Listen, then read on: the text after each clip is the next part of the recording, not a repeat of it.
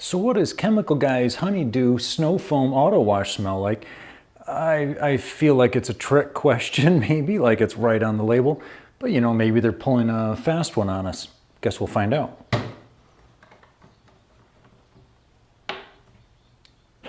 Ooh, bubbles. It's melonish, it's fruity.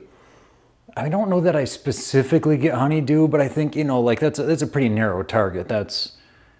I think it's a bit of an ask to get it to be specifically honeydew, but it's definitely in that range. It's really nice smelling. It smells good.